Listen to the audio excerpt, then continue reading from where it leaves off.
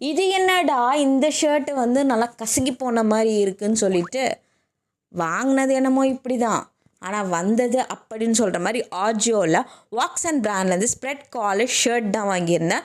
With பாக்கெட்ஸோடு வரும். இதில் நிறைய கலர்ஸ் அவைலபிளாக இருக்குது. மொத்தம் 6 கலர் அவைலபிளாக இருக்குது. நான் பிக் பண்ணது வந்து பார்த்திங்கன்னா இந்த ஒயிட் கலரு. எஸ்லேருந்து XXL வரைக்கும் இருக்குது.